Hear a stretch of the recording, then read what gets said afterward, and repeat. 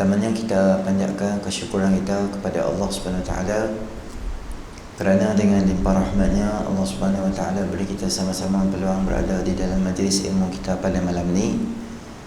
Jadi sebelum kita nak memulakan kuliah kita, elok kiranya kita sama-sama membaca surah Al-Kahfi ayat 1 sampai 10. A'udzubillahi minasyaitonirrajim. Bismillahirrahmanirrahim. Alhamdulillahilladzi anzala ala 'abdihi al-kitaba wa lam yaj'al lahu 'iwaja qayyiman liyunzira ba'san shadidan min ladunhu wa yubashshiral mu'minin alladhina ya'maluna as-salihati anna lahum ajran hasana makithina fihi abada wa yunzira alladhina qalu ittakhadha Allahu walada ma lahum bihi min 'ilmin wala li'abaihim kabarat kalimatan takhruju min afwahihim in yaquluna illa kadhiba fala'allaka bakhi'un nafsaka 'ala atharihim in lam yu'minu bihadzal hadithi asafa inna ja'alna ma 'alal ardi zinatan laha linabluwahum ayyuhum ahsanu 'amala wa inna laja'iluna ma 'alayha sa'idan juruza am hasibta anna ashab kahfi war-raqim kanu min ayatina 'ajaba إذ أوى الفتية إلى الكهف فقالوا ربنا آتنا من لدنك رحمة وهيئ لنا من أمرنا رشدا صدق الله العظيم. Baik, malam ni insya-Allah kita masuk pada bab yang berikutnya. Kata pengarang rahimahullah taala, keadaan Nabi Muhammad sallallahu alaihi wasallam pada hari kiamat. Hadis yang ke-9. Nabi SAW orang pertama yang akan dibangkitkan daripada kubur. Haddathani Abdullah ibnu Farrukh haddathani Abu Hurairah radhiyallahu anhu qala Rasulullah sallallahu alaihi wasallam ana sayyidu waladi Adam yaumal qiyamah wa awwalu man yanshaqqu anhu al-qabr wa awwalu syafi'in wa awwalu musyaffa'in. Abdullah bin Farrukh radhiyallahu anhu katanya, Sayyidina Abu Hurairah radhiyallahu anhu menceritakan pada aku bahawa Rasulullah sallallahu alaihi wasallam bersabda, aku adalah pemimpin anak Adam pada hari kiamat kelak. Aku ialah orang yang pertama akan bangkit dari kubur. Aku ialah orang yang paling dahulu memberi syafaat dan aku adalah orang yang paling dahulu diberi syafaat. Hadis riwayat Imam Muslim. Baik. Nabi SAW adalah orang yang pertama sekali akan dibangkitkan daripada kubur sesuai dengan status baginda SAW sebagai pemimpin anak Adam keseluruhannya pada hari kiamat.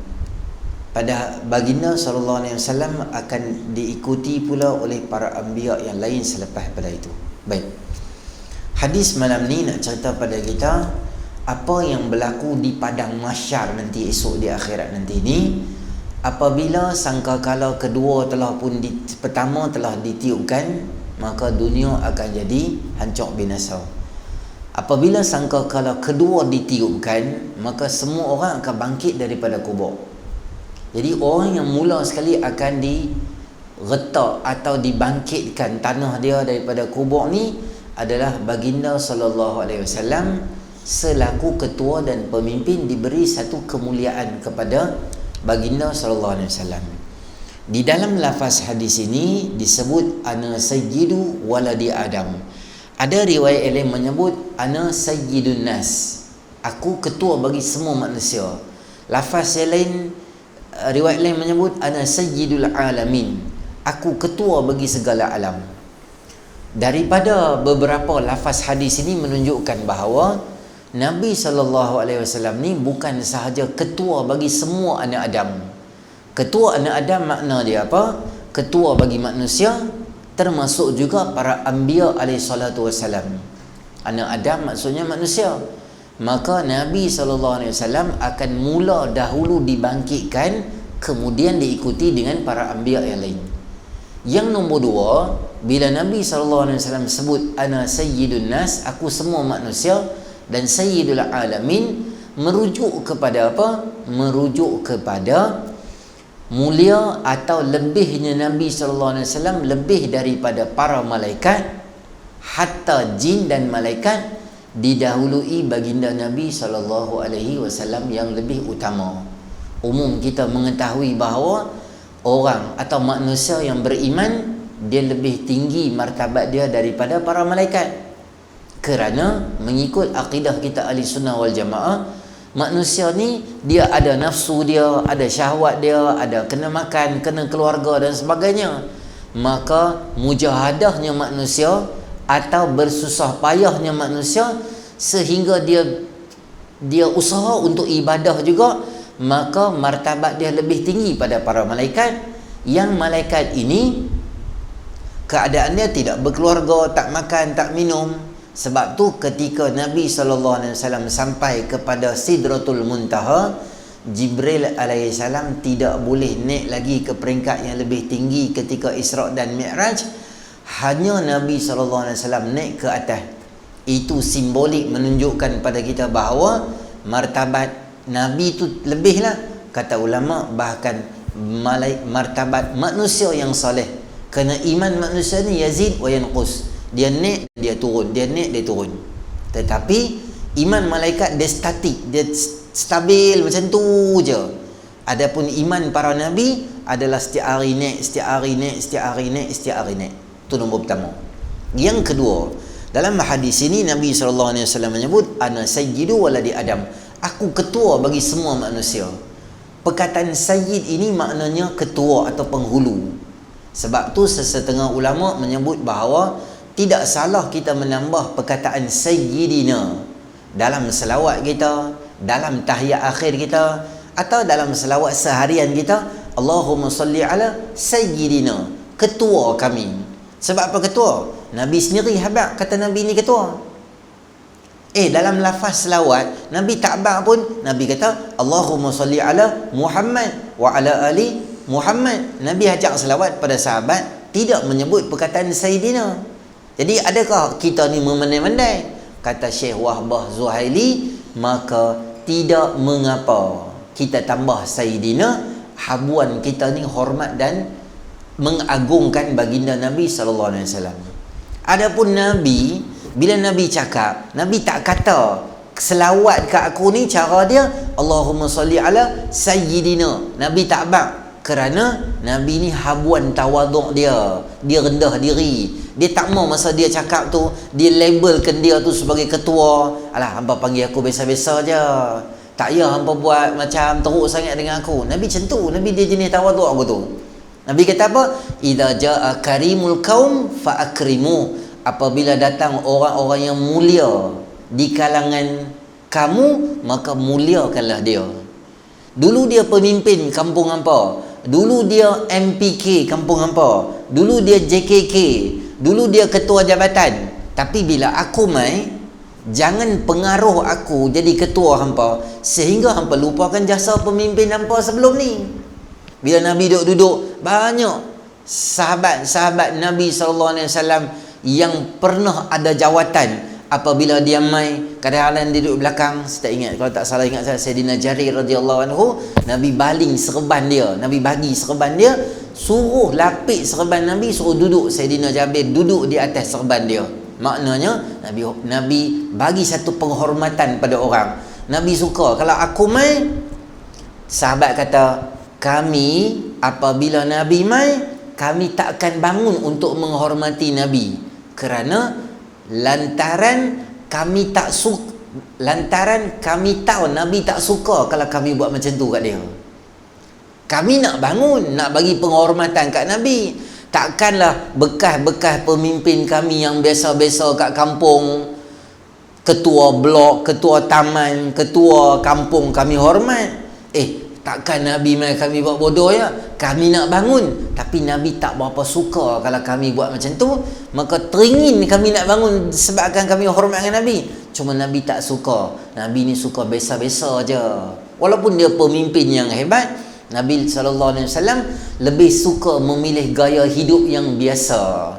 Ada orang jemput Nabi SAW makan apa? Qadid. Qadid tu apa? Daging kering yang disalai, dipanaskan, bergarang betul je. Orang kata, bagi makan ni lah. Nabi tak apa. SAW, Nabi ni orang yang tak mengapa. Nabi naik kaldai, ada masa Nabi naik kuda, ada masa Nabi jalan kaki. Kehidupan Nabi ni bukanlah satu eksklusif. Walaupun bagi dia ni pemimpin, tapi habuan tawaduk tu sangat luar biasa. Jadi bagi kita, bila nak sebut, sesetengah ulama dia rasa macam tak berapa beradab lah panggil nama Muhammad tu, macam member kita pula. Tak apa cantik tu. Kita buh Sayyidina lah. Maka penambahan Sayyidina tidak membatalkan solat, tidak menyebabkan sembahyang kita jadi kekurangan dan sebagainya. Boleh, tak apa, tak jadi masalah. Habuan kita nak hormat dan sayang pada baginda Nabi SAW. Salahkah kita sebut Sayyidina? Tak salah, kerana Nabi sendiri habaq, ana sayyidu waladi Adam, aku ketua semua manusia. Jadi bila Nabi ketua, tak salah kita habaq Nabi SAW ketua. Nombor dua, boleh tak Nabi cakap ketua macam tu?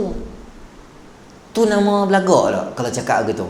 Tak, kata ulama, tidak ada unsur-unsur fakhar. Nabi kata dalam riwayat lain menyebut, ana sayyidu waladi Adam wala fakhar. Aku ketua bagi semua anak-anak Adam di akhirat.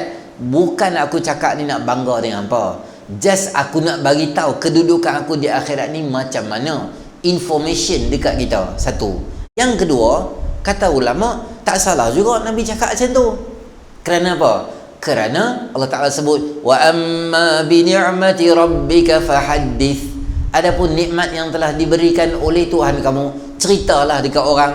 Maka itu satu kelebihan yang Allah beri. Maka Nabi SAW cerita dekat kita apa kelebihan yang Allah beri. Tak salah juga, kerana memang Nabi ni diberi kelebihan yang banyak. Yang pertama antaranya adalah hadis ni kita baca, Nabi orang yang pertama dibangkitkan daripada kubur. Yang kedua, Nabi SAW adalah orang yang pertama yang akan masuk dalam syurga Allah Subhanahu Wa Taala. Kerana password syurga tu adalah suara Nabi SAW. Jibril, malaikat akan tanya, siapa tu? Aku Muhammad. Oh, aku diarahkan jangan buka kecuali pada orang nama dia adalah Muhammad SAW. Maknanya banyak kelebihan yang Allah beri kepada para anbiya alaihi salatu wassalam, terutama Nabi SAW. Bolehkah Nabi-Nabi ni ada kelebihan antara masing-masing macam tu? Boleh, kerana Allah Ta'ala sebut, tilkar rusulu faddalna ba'dahum ala ba'd. Demikian itulah para Nabi yang kami muliakan sebahagian mereka daripada lebihkan sebahagian daripada sebahagian lain. Tuan-tuan, dalam 124,000 para anbiya alaihi salatu wassalam, ada Nabi yang dimuliakan dan diceritakan pada kita lebih daripada Nabi yang lain. 25 Nabi. Dalam 25 Nabi tu ada tak yang lebih daripada satu dengan lain? Ada. Yang kita panggil sebagai ulul azmi. Kita ada Nabi Allah Nuh alaihi salam, Nabi Isa, Nabi Musa, Nabi Allah Ibrahim alaihi salam dan Muhammad sallallahu alaihi wasallam. 5 lebih daripada Nabi yang lain. Nisbah apa lebih? Nisbah pengorbanan, susah payah. Allah angkat darjat lebih daripada lain. Dalam 5 tu ada tak yang paling mulia? Ada Muhammad sallallahu alaihi wasallam. Ada tingkatan nabi-nabi. Dalam syurga pun tuan-tuan ada tingkatan dia. Hang baik muttaqin ada syurga dia. Hang rajin sedekah ada syurga dia. Orang yang mujahidin, syahid fi sabilillah ada syurga dia. Maknanya syurga ada peringkat dia. Sebab apa? Sebab berbaloi lah. Kalaulah kawan tu di dunia ni dia buat kerja, Bos dia di hujung bulan nilai dia dengan prestasi kerja dia. Hang kerja bagus, hang jarang ambil cuti dengan MC, orang jarang customer bagi report yang baik tentang hang, maka aku bos, aku bagi gaji lebih kat hang atau bonus lebih kat hang. Tak adil lah satu bos bagi gaji lebih dengan bonus lebih pada semua pekerja dia. Walaupun pekerja dia kerja malas ke, apa ke, tipu ke, bohong ke, curi duit syarikat, dia tak boleh bagi. Maknanya bos tu tak adil. Kalau bos tak adil, tambah Allah Ta'ala, Tuhan yang maha adil, Allah buat syurga berperingkat-peringkat sesuai dengan orang. Syurga ada martabat dia, para nabi ada martabat dia. Masjid-masjid tak sama antara satu masjid dengan satu masjid. Masjidil Haram 100,000, Masjid Nabawi, Masjidil Aqsa 10,000. Semua pahala ganjaran yang kita buat tak sama antara 3 masjid. Masjid Binjai dengan Masjid Batu Mung sama lah. Masjid Binjai dengan Masjidil Haram tak sama, sebab dia martabat dia Allah tak tempat yang lain. Cebisan bumi sama tak? Tak sama. Kata Nabi SAW, ahabbul biladi ilallahi masajiduha wa abghadul biladi ilallahi aswaquha. Hadis riwayat Imam Muslim. Tempat yang paling Allah suka kat muka bumi ni apa dia? Masjid. Dia base. Dan tempat yang Allah paling tak suka kat muka bumi adalah pasar dia. Maknanya kawasan tanah masjid dengan kawasan tanah kita buat jalan raya, parking, LRT dan sebagainya tak sama nilai dia. Hari ada yang tak sama. Khairu yaumin ittala'at alaihi syams yaumul jum'ah. Hari yang paling terbaik disinari cahaya matahari hari Jumaat. Tak sama ganjaran pahala Jumaat dengan Isnin, dengan Selasa, dengan Rabu, kerana nilai hari. Nilai bulan tak sama. Ramadan tak sama dengan orang lain. Bulan-bulan haram tak sama orang lain. Bulan Zulhijjah tak sama dengan orang lain. Pagi Zulhijjah tak sama dengan pagi Rabiul Akhir. Semua tu martabat dia lain. Waktu pagi ada lebih dengan malam. Waktu malam ada lebih dengan pagi. Maknanya dunia ni semua Allah buat waktu dia tak sama. Contoh nak angkat tangan doa, ada waktu mustajab dia, ada hari mustajab dia, ada tempat mustajab dia. Begitu juga para anbiya alaihi salatu wassalam. Tak salah kalau Nabi SAW kata, ana sayyidu waladi Adam wala fakhar, aku ketua. Memang itulah selayaknya bagi baginda SAW, kerana semua jami' mu'jizatil anbiya diberi pada Nabi SAW. Semua kelebihan atau mukjizat Nabi-Nabi diberi pada Nabi seorang. Boleh cakap dengan binatang, suara sedap, muka cantik, muka handsome. Nabi apa lagi? Abang lah mukjizat apa pun boleh ke Nabi SAW. Kerana ketua dia lebih daripada orang lain. Tapi walaupun jutaan kelebihan Allah beri pada Nabi, Nabi SAW ni orang yang sangat rendah diri. Sangat rendah diri. Itu luar biasanya Nabi SAW. Sambung. Dalam hadis riwayat Muslim berkenaan syafaat, Nabi SAW mengakui dirinya sebagai pemimpin manusia, termasuk pemimpin para Nabi. Yang paling jelas apa yang berlaku ketika Isra' dan Mi'raj, ketika mana Nabi jadi imam pada semua Nabi-Nabi di dalam Masjidil Aqsa. Itu bukti yang jelas menunjukkan bahawa Nabi ini ketua bagi semua Nabi. Dalam Quran Allah Ta'ala sebut apa? وَمَا مُحَمَّدٌ أَبَا أَحَدٍ مِّن رِّجَالِكُمْ وَلَكِنْ رَسُولَ اللَّهِ وَخَاتَمَ النَّبِيِّينَ. Bukanlah Muhammad itu sekadar bapa-bapa di kalangan apa, tetapi dia adalah Rasul dan penutup bagi segala Nabi. Itu kelebihan Nabi SAW. Dan termasuk bapa kepada semua manusia, iaitu Nabi Allah Adam AS. Baginda turut mengakui sebagai pemimpin seluruh alam, meliputi jin, manusia, hatta malaikat dan makhluk ciptaan Allah Ta'ala yang lain. Namun status Nabi SAW sebagai pemimpin seluruh alam tidak menjadikan baginda sombong, apatah lagi baginda bangga diri. Tuan-tuan, saya nak bak Nabi SAW boleh hidup dalam keadaan tersangat kaya, tapi Nabi memilih untuk hidup miskin. Pernah di offer, mau tak wahai Muhammad SAW, seluruh bukit-bukit kat Mekah aku tukar jadi emas. Nabi kata tak apalah, biar aku hidup macam ni. Bila aku lapar, aku boleh mohon padamu.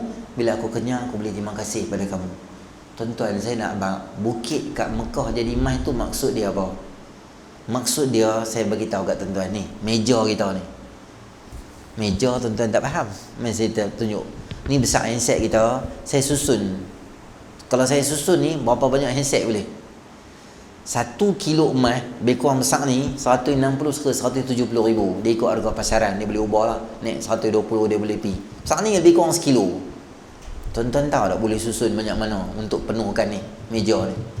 Kalau lah meja ni emas berat dia, tuan-tuan pergi tukar depan Kapitan Keling tu, kedai emas berderet tu, agak-agak tuan-tuan dapat apa? Tak payah kerja lah. Esok tuan-tuan pergi terajang pancikat balik rumah tidur. Sebab kaya sangat lah. Ni besar ni tuan-tuan. Kalau besar masjid kita, banyak lah. Berapa meja boleh susun nak penuh masjid? Banyak. Tapi Bukit Mekah bukan besar ni dah. Bukit banyak-banyak. Mekah ni bukan apa, bukit banyak. Tuan-tuan pergi daripada Mekah ke Madinah, tuan-tuan on the way duduk jalan tu, kiri kanan ada apa? Ada fun fair. Ada apa? Ada unta sikit 3-4 ekor. Bila kami tak tahu dia ada monyet-monyet mana main tak tahu, kita bawa buah belen kat hotel tu bagi monyet. Selain tu bukit batu duk minggu tu ya. Tuan-tuan bayang kalau tukar semua tu bagi kat Nabi SAW seorang kaya, tuan-tuan. Tapi memilih untuk hidup dalam keadaan susah, tu luar biasa. Lapang ni sampai 2 batu. Boleh je doa kat Allah bagi kenyang lebih daripada orang. Boleh memilih untuk hidup dalam keadaan susah. Supaya apa? Supaya nak bagi pengajaran pada umat dia. Nabi boleh lah. Nabi kaya, dia ketui berlambak, ada duit-duit Mekah ni semua Nabi punya, kikih-kikih tu. Buat kerja Islam senang lah. Kami nak buat kerja Islam macam mana? Kami pun teruk, kami pun susah, rumah pun berlubang bersamamu. Orang takkan cakap begitu. Kerana hang lubang bersamamu, tapi hang tengok beras berlambak-lambak, orang main hantar kat hang bendera putih. Tak pernah lapang. 2 ada kat Nabi. Lapang bila-bila sakit, susah, musibah. Kawan-kawan kita di Selangor kena banjir, ada yang tak makan 1-2 hari. Tapi alhamdulillah kawan-kawan main satu Malaysia bantu makanan-makanan semua hantar lah. Nabi SAW macam tu. Nama kata ketua, tapi dia lebih daripada orang lain. Dia punya tawaduknya dia. Tu ciri-ciri pemimpin yang hebat. Baik. Nabi tak bangga diri. Sebagai umat Nabi SAW, kita dilarang banding-banding Nabi dan Rasul sama mereka. Meskipun Nabi adalah pemimpin semesta alam, baginda tetap melarang umatnya banggakannya lebih pada Nabi yang lain atas Nabi-Nabi yang lain. Kita tak boleh kata Nabi Muhammad sempoi lagi, Nabi Yusuf ke sempoi pun, tak cakap gitu. Alah, Nabi Musa ke sempoi mana dia? Nabi Idris lagi sempoi pada Nabi Musa. Tak boleh cakap gitu. Semua Nabi-Nabi adalah utusan Allah Ta'ala. Walaupun Nabi tu hebat, kita tak boleh merendahkan Nabi-Nabi yang lain. Ni Nabi Adam punya pasal lah ni, pergi makan buah mana lah kita duduk dalam dunia pula. Tak boleh cakap begitu kan. Sengaja cakap begitu, ada niat untuk merendahkan para Nabi, boleh terkeluar daripada Islam. Bukan, tu memang blue screen dia. Inni ja'ilun fil ardi khalifah. Aku, kata Allah, nak buat satu khalifah di muka bumi. Dia punya jalan cerita dia macam tu, skrip dia. Nabi Adam turun mai ke muka bumi untuk dijadikan oleh Allah Ta'ala sebagai khalifah. Itu panjang perbahasan dengan akidah. Tak boleh salahkan Nabi, tak boleh kutuk Nabi, tak boleh ada unsur-unsur merendahkan mana-mana Nabi di antara semua Nabi yang lain. Semua Nabi kita kata apa? Alaihi salatu wassalam. Semua Nabi kita panggil alaihi salam. Nabi Adam alaihi salam. Nabi Isa alaihi salam. Nabi Isa bukan Nabi Kristian tau. Ada orang kata Nabi Isa, aku tak suka Nabi Isa sebab Nabi Isa Nabi Kristian. Apa cakap tu? Nabi Isa Nabi adalah bawa utusan sama macam Nabi SAW, tauhidkan Allah Ta'ala, dan dia menjadi Nabi pada zaman tu. Nabi Musa, Nabi Musa Nabi Yahudi. Tak cakap tu. Nabi Musa pun tak boleh hina dia. Semua Nabi-Nabi adalah orang yang agung dan hebat. Nabi Muhammad SAW juga merupakan yang pertama sekali memberi syafaat dan diberi kebenaran. Berkaitan dengan hadis syafaat yang mula tu, nanti kita akan jumpa dalam hadis yang berikutnya. Kita postpone syarah dia dulu. Syafaat adalah jaminan Allah Ta'ala, kurniaan khas kepada orang tertentu, khususnya Nabi SAW. Syafaat pada hari kiamat diberi atas sebab-sebab berikut. 3 di sini. Supaya mempercepatkan permulaan hisab. Syafaat ni dia ada beberapa jenis. Antaranya nanti kita jumpa lah hadis tu, lama penduduk mahsyar ni tunggu nak hisab terlalu lama, sehingga Nabi SAW akan doa pada Allah, sujud terlalu lama, bangun sehingga Allah kata, wahai Muhammad, bangun, minta apa yang kamu mau, supaya mempercepatkan hisab nanti di akhirat. Nombor dua, supaya dikeluarkan manusia yang terjatuh dari neraka. Orang tu muka dia memang confirm masuk neraka, tapi disebabkan syafaat Nabi SAW boleh selamat dia daripada neraka, masuk dalam syurga. Itu satu jenis syafaat. Yang kedua, yang ketiga supaya masuk dalam syurga. Dia ada beberapa lah tuan-tuan. Satu yang kita panggil syafaatul uzma. Syafaatul uzma ni syafaat yang paling besar dan hebat. Itu adalah di padang mahsyar esok ni, nak mulakan hisab. Yang kedua, syafaat Nabi SAW, orang yang confirm masuk neraka boleh diselamatkan masuk dalam syurga.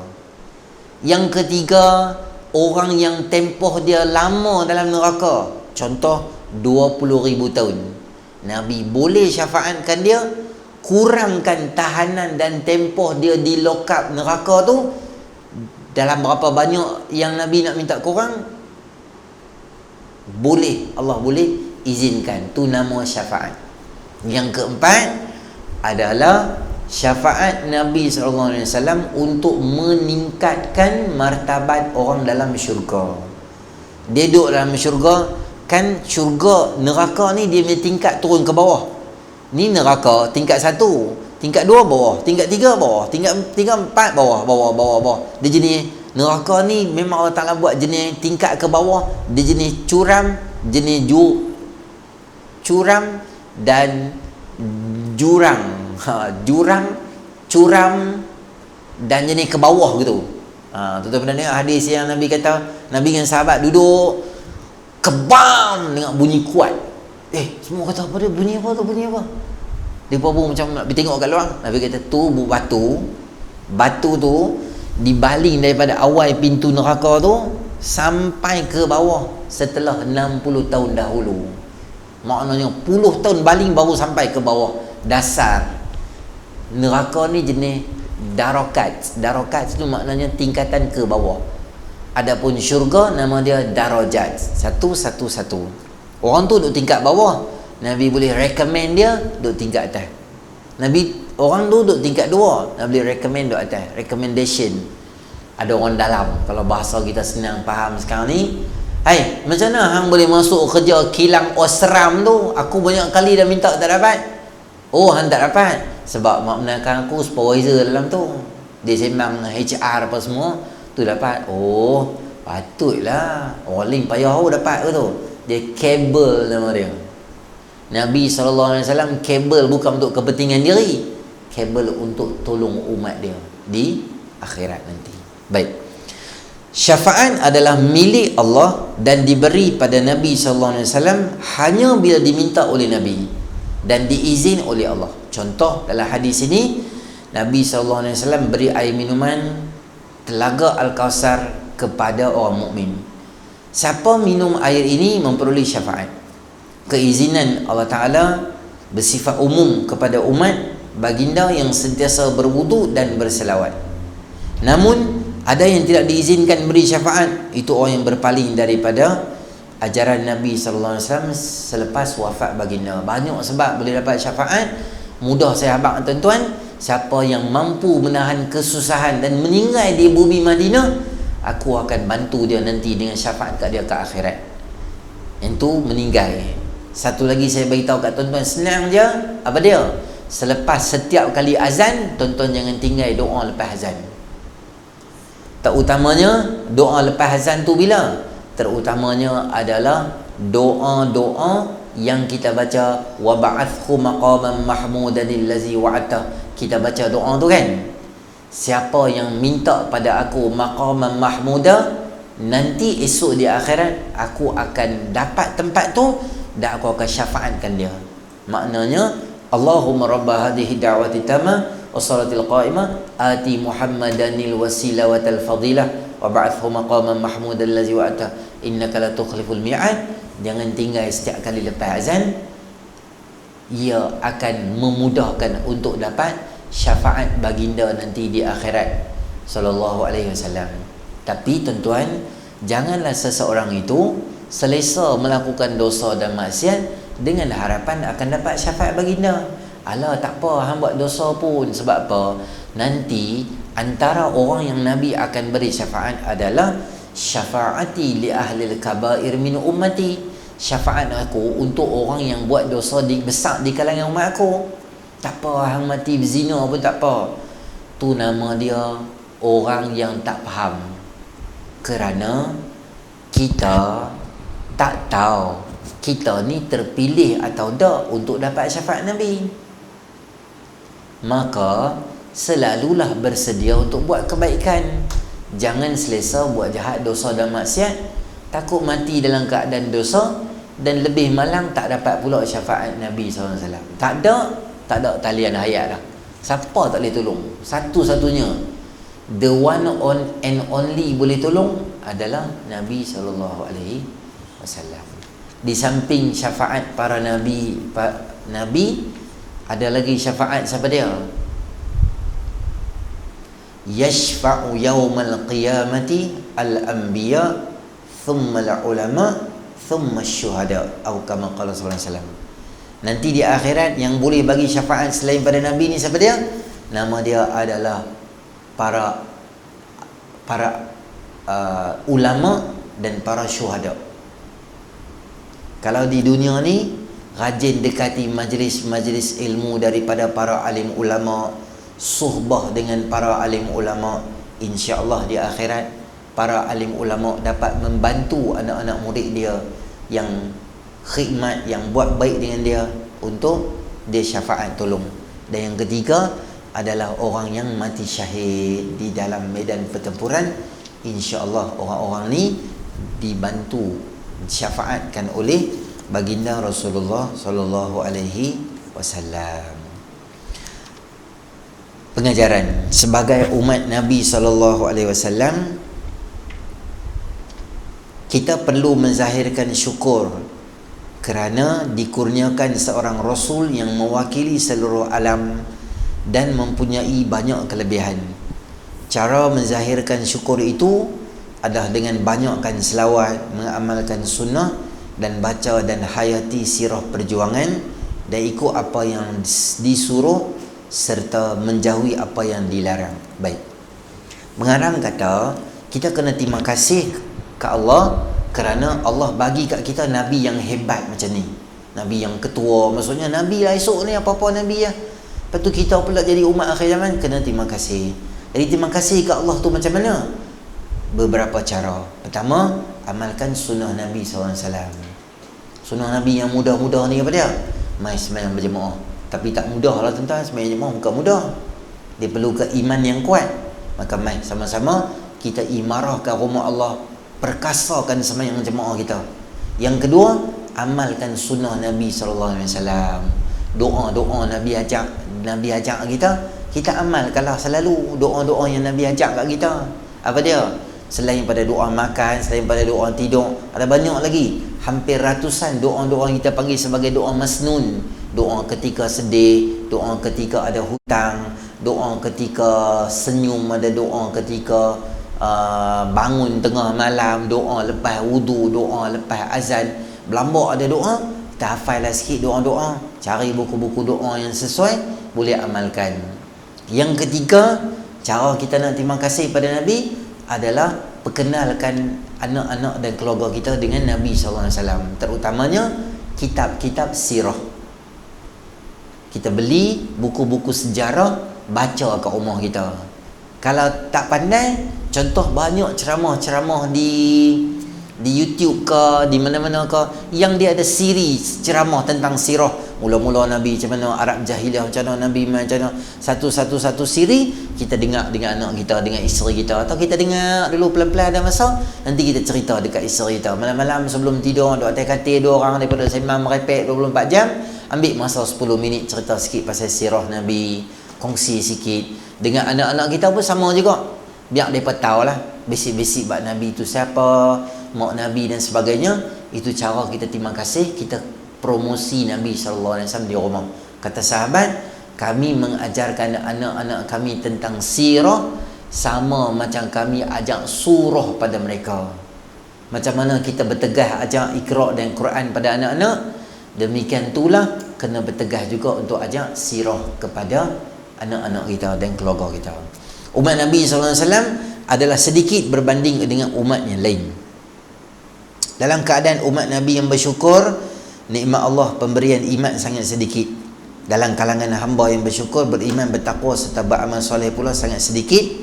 Oleh itu, jadilah golongan yang sedikit, kerana golongan yang sedikit ini lebih menghampiri syurga, sebagaimana kata Sayyidina Umar Al-Khattab yang meminta agar Allah Ta'ala menjadikan beliau di kalangan orang yang sedikit. Sayyidina Umar, dia pernah doa pada Allah, Allahumma ja'alna min qalail. Wahai Allah, jadikanlah kami di kalangan hamba-Mu yang sikit. Jadi orang tanya, wahai Sayyidina Umar, sebab apa doa macam tu? Dia kata, kan Allah sebut dalam surah Sabah, wa qalilum min ibadiyash syakur, dan sangat sedikit hamba aku yang terima kasih atas nikmat Allah tu. Maknanya, ya Allah, jadikanlah kami di kalangan orang sedikit, maknanya di kalangan orang yang bersyukur dengan nikmat Allah. Banyak orang Allah bagi nikmat, tapi dia lupa kata terima kasih pada Allah. Itulah antara nikmat yang paling besar dianugerahkan pada kita, Nabi SAW. Nabi SAW adalah orang yang pertama dibangkitkan pada kubur, diberikan syafaat, diberi keizinan memberi syafaat. Hal ini menunjukkan kemuliaan Nabi SAW di alam semesta, dan peristiwa yang paling besar di akhirat, Nabi diberi penghormatan menjadi orang yang pertama. Bagaimana pula jika di dunia. Baik, kita tengok hadis yang berikutnya adalah hadis yang ke-10. Hadis yang ke-10 ni juga dia akan cerita kat kita lebih panjang sikit berkaitan syafaat dan sebagainya. An Abi Sa'id radhiyallahu anhu qala qala Rasulullah sallallahu alaihi wasallam, ana sayyidu waladi Adam wala fakhr wa ana awwalu man tanshaqqul ardu anhu yaumil qiyamah wala fakhr wa ana awwalu syafi'in wa awwalu musyaffa' wala fakhr wa liwa'ul hamdi bi yadi yaumil qiyamah wala fakhr. Daripada Abu Sa'id radhiyallahu anhu katanya, sabda Nabi sallallahu alaihi wasallam, aku adalah pemimpin anak Adam pada hari kiamat dan aku tidak sombong. Akulah orang pertama di belah bumi dibangkit pada hari kiamat dan aku tidak sombong. Dan akulah orang yang pertama diberi syafaat di hari kiamat dan menerima syafaat dan aku tidak sombong. Bendera kepujian di tanganku pada hari kiamat dan seluruh anak Adam berada di bawah panjiku dan tidaklah sombong. Sebagaimana dalam hadis berikutnya, Nabi SAW diangkat menjadi pemimpin bagi seluruh anak cucu Adam, keturunan Nabi Adam. Setiap mukmin wajib percaya hal tersebut. Dan kita memuliakan pemimpin yang wajib kita taat kepada arahannya, kerana patuh kepada Nabi adalah patuh pada Allah Ta'ala. Man yuti'ar Rasul faqad ata Allah. Patuh pada Nabi SAW. Hadis dua-dua ni lebih kurang je dia nak menunjuk tentang kelebihan dan kemuliaan baginda SAW. Dan saya dah cerita tuan-tuan dalam hadis yang pertama tentang kemuliaan Nabi tadi. Patuh pada Nabi SAW bermaksud patuh kepada arahan, suruhan, tinggal larangan dan tidak melampau batas dalam melaksanakan perintah yang disuruh. Kita tidak juga tidak melakukan tambahan bid'ah dalam agama dan tidak pula meninggalkan yang menjadi sebahagian daripada agama. Perkara ini merupakan hakikat dan sebenar Nabi SAW sebagai pemimpin kita. Dan dia ulang benda yang sama. Tuan-tuan tengok terus ke perenggan bawah sekali, Nabi juga tidak sombong apabila menjadi orang pertama memberi syafaat. Ni dia cerita kat kita 8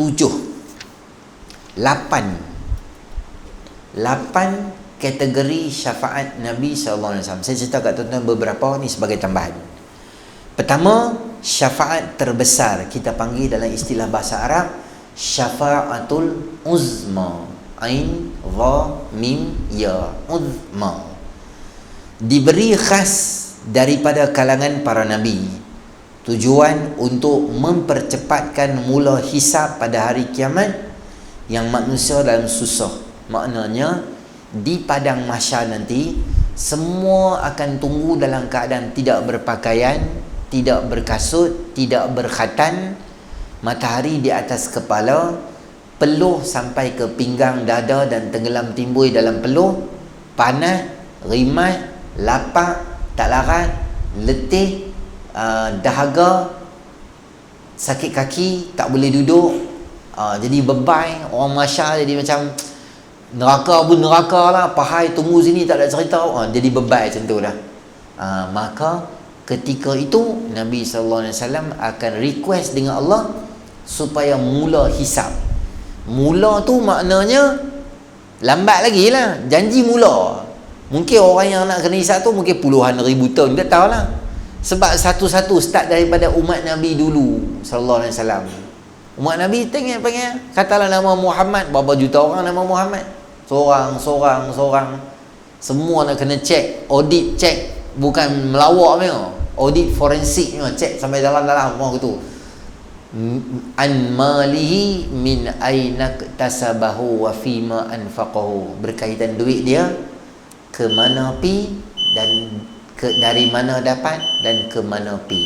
Itulah yang kena tanya esok di akhirat. Syafaat memasukkan manusia ke dalam syurga tanpa hisab dan azab. Diriwayatkan dalam Sahih Bukhari, jumlah penerima syafaat ini adalah 70,000 orang manusia yang depa ni special pass ada kat depa. Tak ada hisab dan tak ada azab. 70,000 ni angkut terus syurga. Dia punya level dia tu, depa ada pas istimewa. Yang tu juga melalui syafaat baginda Nabi sallallahu alaihi wasallam. Syafaat angkat darjat manusia melebihi pahala amalan mereka dalam syurga lah ni. Darjat dia tak tahu mana, tapi disebabkan syafaat dia dapat darjat yang tinggi, macam saya cerita kat tuan-tuan tadi. Syafaat bagi mengelakkan azab orang yang berhak. Maknanya dia confirm dah masuk neraka, dia confirm dah nak kena azab dengan Allah Ta'ala. Tetapi request atau syafaat, recommendation daripada Nabi SAW menyelamatkan kawan tu daripada azab api neraka Allah. Yang ni saya tak tahulah siapa insan yang bertuah yang begitu hebat Allah beri pada dia. Yang ketiga, yang berikutnya adalah syafaat bagi mengurangkan orang yang berhak ditimpa azab. Contoh kepada bapa saudara baginda Abu Talib yang diringankan azab oleh Allah Subhanahu Wa Taala esok nanti di akhirat. Padahal dia patut kena azab lah, tapi diringankan. Syafaat baginda sallallahu alaihi wasallam. Syafaat bagi meminta izin pada seluruh mukmin untuk masuk dalam syurga Allah Subhanahu Wa Taala. Syafaat bagi mengeluarkan orang yang berdosa yang masuk ke dalam neraka. Maksudnya dia duduk dah dalam neraka, yang tadi tak masuk lagi, memang kena masuk tapi tak payah masuk. Orang ni dah duduk dah dalam neraka, boleh dikeluarkan dengan syafaat Nabi SAW. Dan juga syafaat bagi ahli Madinah, yang siapa yang mati di sana yang saya cerita kat tuan-tuan tadi tu, doalah supaya Allah Subhanahu Wa Taala matikan kita di bumi Madinah. Yang ni doa ni orang jarang nak amin lah. Satu lagi doa yang, ya Allah, Allahumma ahyini miskinan wa amitni miskinan wahsyurni ma'a zumratul masakin, atau kama qala sallallahu alaihi wasallam. Ya Allah, bagilah aku hidup miskin, mati pun miskin, bangkit esok pun bersama dengan orang miskin. Dua doa ni biasa saya baca, siapa pun tak amin ya. Jadi tengoklah Ustaz, kami ada masa kami amin ya. Sebab mati miskin. Kalau saya doa, ya Allah bagilah doa sejuta, amin amin amin, pada luar masuk dengan pintu-pintu semua amin weh. Sebab kaya ni saya. Baik, pengajaran hadis yang terakhir, sifat Nabi dijadikan sebagai pemimpin. Ini saya cerita dah tuan-tuan tadi tu. Di rumah, tempat kerja, sekolah, masjid, di mana-mana sahaja kita mungkin dilantik menjadi pemimpin, jawatan tu tak melayak kita sombong. Tu Nabi lah, orang yang hebat. Maka hari ni kita tak pemimpin terang mana pun tak payah belagak sangat. Kan, baru pemimpin kampung, baru pemimpin daerah, baru pemimpin negeri, pemimpin negara, pemimpin dunia. Tak payahlah belagak sangat. Pemimpin semua di luar ya. Masuk rumah tak boleh jadi pemimpin dah. Maksudnya jangan duk buat perangai pemimpin dalam rumah. Masuk dalam duk pintu, duk atas cushion. Okey, buat ayat. Buat main. Okey, lap ni, lap tu. Yang tu nama dia haprak nama dia. Hanya pemimpin semua bawa di luar. Masuk rumah jadilah bapa yang penyayang. Boleh main gusti dengan anak-anak kecil. Tu pemimpin yang baik. Perangai Nabi SAW sama, luar rumah, dalam rumah, orang yang penyayang. Sifat sombong hanya milik Allah, dan hanya Allah untuk layak guna sifat sombong. Nabi SAW menegaskan bahawa tak masuk syurga orang yang ada sifat sombong dalam hati walaupun sebesar zarah. Jadi sombong ni ada. Kita ni hebat tak mana pun, buang sifat sombong. Kata ulama, ajibtu liman kharaja min majriyal bauli kaifa yatakabbar. Aku heran orang yang keluar daripada saluran buang air kecil manusia, macam mana dia boleh sombong dengan Allah. Saya dan tuan-tuan semua lahir ikut tempat yang sama dan meninggal esok dalam keadaan apa? Dalam keadaan sama juga, lambat sikit dah, busuk dah. Hebat tak mana pun, buang dah name tag tu jadi apa? Jenazah. Tak panggil dah Datuk. Orang tak kata Datuk bila nak ke bumi, Tan Sri bila nak ke bumi, tak. Jenazah bila nak ke bumi. Semua orang sama aja nama. Maka buang sifat sombong. Nikmat diperoleh oleh Allah dan jawatan semuanya adalah syukur. Dengan hati-hati bagi mengelakkan hati terasa sombong. Bendera pujian yang dibawa oleh Nabi SAW ialah syiar puji kepada Allah dan seluruh umat Nabi SAW. InsyaAllah nanti kita tengok hadis yang berikutnya. Hadis yang ke-11 berkaitan syafa'atul uzma. Bagaimana semua penduduk mahsyar akan pergi cari semua Nabi. Dan saya akan cerita dekat tuan-tuan berkaitan Nabi Nuh, Nabi Ibrahim kata, aku tak berani, aku ada buat 3 salah. Maka kita kaitkan sikit, bolehkah Nabi-Nabi terlibat dengan kesalahan dan dosa? Aku ada 3 benda aku tipu. Sebenarnya itu tu tipu ke tak tipu? Bolehkah kita kata Nabi Musa takut nak bagi cakap apa-apa dengan Allah sebab aku ada buat salah? Aku pernah bunuh orang, aku pernah tumbuk satu Qibti, matinya dia. Bolehkah kita kata Nabi Musa ni bersalah? Apa kaitan Nabi-Nabi dengan ismah atau pemeliharaan Allah daripada kesalahan tu? Dan ismah Nabi-Nabi ni boleh tak sebelum Nabi tu dilantik jadi Nabi, boleh tak dia buat salah?